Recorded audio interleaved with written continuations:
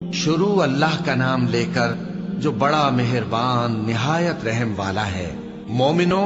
اگر تم میری راہ میں لڑنے اور میری خوشنودی طلب کرنے کے لیے مکے سے نکلے ہو تو میرے اور اپنے دشمنوں کو دوست نہ بناؤ۔ تم تو ان کو دوستی کے پیغام بھیجتے ہو اور وہ دین حق سے جو تمہارے پاس آیا ہے منکر ہیں، اور اس وجہ سے کہ تم اپنے پروردگار یعنی اللہ تعالیٰ پر ایمان لائے ہو، پیغمبر صلی اللہ علیہ وآلہ وسلم کو اور تم کو جلا وطن کرتے ہیں۔ تم ان کی طرف پوشیدہ پوشیدہ دوستی کے پیغام بھیجتے ہو، اور جو کچھ تم مخفی طور پر اور جو علل اعلان کرتے ہو وہ مجھے معلوم ہے، اور جو کوئی تم میں سے ایسا کرے گا وہ سیدھے رستے سے بھٹک گیا۔ اگر یہ کافر تم پر قدرت پالیں تو تمہارے دشمن ہو جائیں، اور ایذا کے لیے تم پر ہاتھ بھی چلائیں اور زبانیں بھی، اور یہ چاہتے ہیں کہ تم کسی طرح کافر ہو جاؤ۔ قیامت کے دن نہ تمہارے رشتے ناتے کام آئیں گے اور نہ اولاد۔ اس روز وہی تم میں فیصلہ کرے گا، اور جو کچھ تم کرتے ہو اللہ اس کو دیکھتا ہے۔ مسلمانوں، تمہیں ابراہیم اور ان کے رفقا کی نیک سیرت کو اپنانا ضروری ہے۔ جب انہوں نے اپنی قوم کے لوگوں سے کہا کہ ہم تم سے اور ان بتوں سے جن کو تم اللہ کے سوا پوجتے ہو بے تعلق ہیں، ہم تمہارے معبودوں کے کبھی قائل نہیں ہو سکتے، اور جب تک تم ایک اللہ پر ایمان نہ لاؤ ہم میں تم میں ہمیشہ کھلم کھلا عداوت اور دشمنی رہے گی۔ ہاں،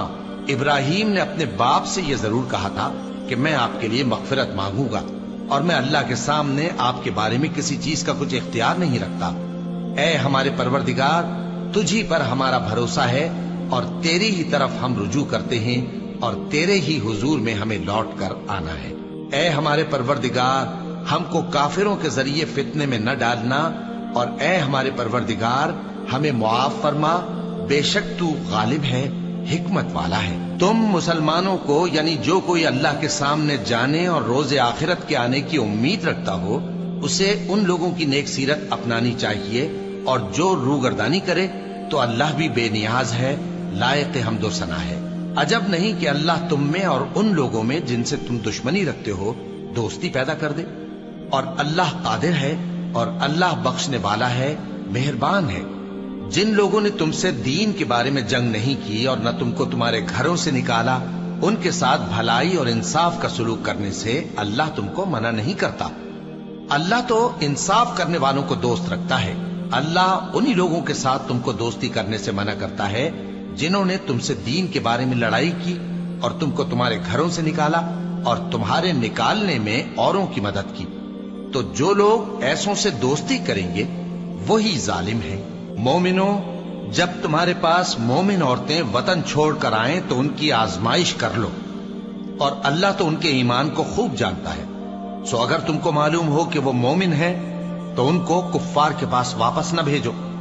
کہ نہ یہ ان کو حلال ہیں اور نہ وہ ان کو حلال ہیں، اور جو کچھ انہوں نے ان پر خرچ کیا ہو وہ ان کو دے دو، اور تم پر کچھ گناہ نہیں کہ ان عورتوں کو مہر دے کر ان سے نکاح کر لو، اور کافر عورتوں کے ساتھ تعلقات نکاح باقی نہ رکھو، یعنی انہیں کفار کو واپس دے دو، اور جو کچھ تم نے ان پر خرچ کیا ہو تم ان سے طلب کر لو، اور جو کچھ انہوں نے اپنی عورتوں پر خرچ کیا ہو وہ تم سے طلب کر لیں۔ یہ اللہ کا حکم ہے جو تم میں فیصلہ کیے دیتا ہے، اور اللہ جاننے والا ہے، حکمت والا ہے۔ اور اگر تمہاری بیویوں میں سے کوئی تمہارے ہاتھ سے نکل کر کافروں کے پاس چلی جائے اور اس کا مہر وصول نہ ہوا ہو،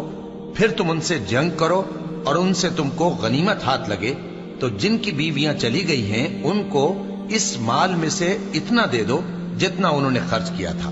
اور اللہ سے جس پر تم ایمان لائے ہو ڈرتے رہو۔ اے پیغمبر صلی اللہ علیہ وآلہ وسلم، جب تمہارے پاس مومن عورتیں اس بات پر بیعت کرنے کو آئیں کہ نہ تو اللہ کے ساتھ شرک کریں گی، نہ چوری کریں گی، نہ بدکاری کریں گی، نہ اپنی اولاد کو قتل کریں گی، نہ اپنے ہاتھ پاؤں کے درمیان کوئی بہتان باندھ لائیں گی، اور نہ نیک کاموں میں تمہاری نافرمانی کریں گی، تو ان سے بیعت لے لو اور ان کے لیے اللہ سے بخشش مانگو، بے شک اللہ بخشنے والا ہے، مہربان ہے۔ مومنوں، ان لوگوں سے جن پر اللہ غصے ہوا ہے دوستی نہ کرو، کیونکہ جس طرح کافروں کو مردوں کے جی اٹھنے کی امید نہیں، اسی طرح ان لوگوں کو بھی آخرت کے آنے کی امید نہیں۔